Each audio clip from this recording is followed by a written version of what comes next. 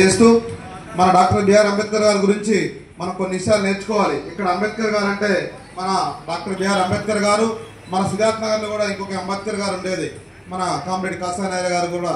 ఆనాడు అంబేద్కర్ గారు ఏ విధంగా ఈ దేశం కోసం పనిచేశారో, ఈ ప్రాంతంలో అట్టడుగు వర్గాల వారి కోసం కూడా మన ఐలే గారు ఇక్కడ ఉన్నటువంటి అన్ని సామాజిక వర్గాలని అభివృద్ధి కోసమే పనిచేసినటువంటి నాయకులు.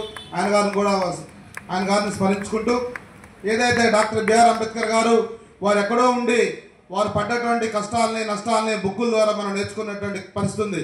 కానీ మనం కూడా సామాజికంగా అనేక ఇబ్బందులకు గురవుతున్న పరిస్థితి ఉంది. చదువుకునే టైంలో కానీ విద్యార్థి దశలో కానీ అనేక రూపాల్లో మనం రాజకీయాల్లోకి వచ్చేటప్పుడు ఆయన పడ్డటువంటి కష్టాలను చూసుకొని భోజనానికి వెళ్ళినప్పుడు లేచినటువంటి పరిస్థితి, కుర్చీలో కూర్చున్నటువంటి పరిస్థితి, కుర్చీలో కూర్చున్నటువంటి పరిస్థితి.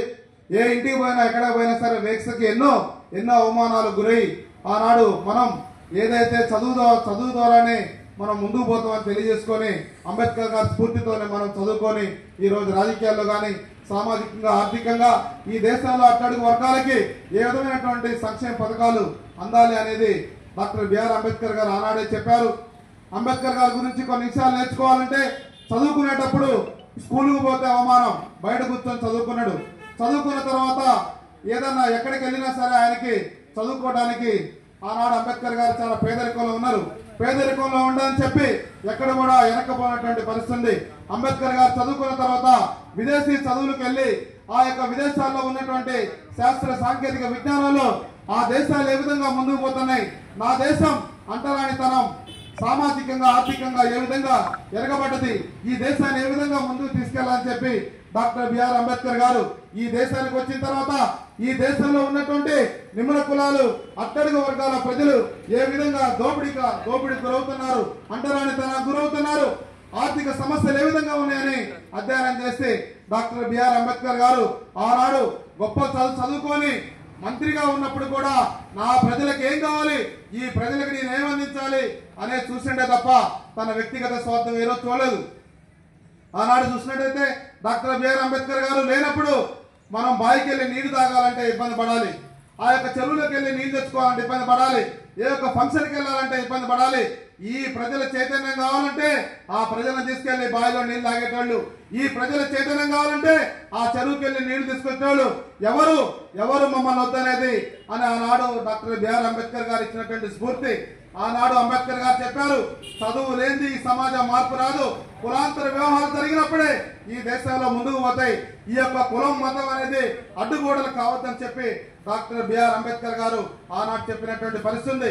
అనేక విషయాల్లో ఆనాడు చూసినట్టయితే పెత్తందారులు ఈ యొక్క గ్రామాల్లో చూసినట్టయితే పేదల్ని, దళితుల్ని, అణగారిన వర్గాల్ని అనేక ఇబ్బందులకు గురి చేస్తుంటే డాక్టర్ బిఆర్ అంబేద్కర్ గారు ఆనాడు గొప్ప చదువుకొని ఈ యొక్క భారత రాజ్యాంగంలో అనేక మార్పులు తీసుకొచ్చారు. ఆడవారికి ఓటు హక్కు తీసుకొచ్చారు, చదువుకున్న పిల్లలకి ఉద్యోగ అవకాశాలు తీసుకొచ్చారు. ఒక దళితులకి, బీసీలకే కాదు అగ్రవర్ణాల్లో ఉన్నటువంటి పేదలందరూ కూడా అగ్రవర్ణాల్లో ఉన్న పేదలందరికీ సంక్షేమ పథకాలు అందాలి, అప్పుడే ఈ దేశం అభివృద్ధి చెందిద్దని ఆనాడు అనేక ఇబ్బందులు గురైనప్పటికీ ఈ యొక్క భారత రాజ్యాంగాన్ని నిర్మించి ఒక కొత్త వ్యక్తిగా తీసుకున్నటువంటి పరిస్థితి. ఈ దేశంలో చూస్తున్నాం తినే తిండి మీద ఆంక్షలు ఉన్నాయి. ఈ దేశంలో చూస్తున్నాం పేదవాడికి, అదేవిధంగా అట్టడుగు వర్గాలకి ఒక గుడికి పోవాలన్నా సరే ఈ రోజు ఈ దళితుల గుళ్ళోకి రావద్దు. ఈ మధ్యకాలంలో చూసినాం, ఈ మధ్యకాలంలో గౌడు కులస్తులు శ్రీరామానికి పోతే మీరు గౌడ్స్ కాబట్టి మీరు బయట ఉండాలి అని చెప్పేటువంటి పరిస్థితి. ఈ దేశం అభివృద్ధి చెందాలంటే కుల వీక్షలైనటువంటి దేశంగా ఉండాలి. మన దేశం అభివృద్ధి కావాలంటే చదువుకోవాలి, శాస్త్ర సాంకేతిక విజ్ఞానంలోనే ముందుకు పోయినప్పుడే ఈ దేశం అభివృద్ధి అవుతారని తెలియజేస్తూ డాక్టర్ బిఆర్ అంబేద్కర్ గారు వారు ఏదైతే కలగనడో వారి యొక్క ఆశయ సాధన కోసం శక్తి వంచన లేకుండా మేము ఈ ప్రాంతంలో పనిచేస్తున్న పరిస్థితి. మేము ఎస్ఎఫ్ఐగా ఉన్నప్పుడు రవణ గారు ఆ రోజు మాకు స్ఫూర్తిగా ఉండేది. ఆ రోజు రవణ గారి ద్వారా మేము తిరిగి అనేక విషయాలు నేర్చుకొని ఈ రోజు ఈ సమాజంలో మేము అనేక వర్గాలకి ఎవరికి ఇబ్బంది వచ్చినా సరే మేము ఉంటూ పనిచేస్తున్నాం తెలియజేస్తూ రానున్నటువంటి కాలంలో బాలకృష్ణ గారు లాంటి యువకుడు, ఉత్సాహవంతుడు, ఎంతో చైతన్యవంతుడు, భవిష్యత్తులో ఆయన ఎంతో ముందుకు రావాలని ఆయన కూడా మేము ఎప్పుడు కూడా అండదండలుగా ఉంటామని తెలియజేస్తూ వారికి ప్రత్యేకంగా హృదయపూర్వక ధన్యవాదాలు.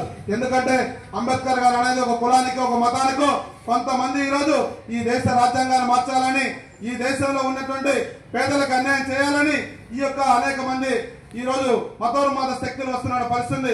మతోన్మాద శక్తుల్ని తిప్పికొట్టకపోతే ఈ దేశానికి మనమే ఉండదు.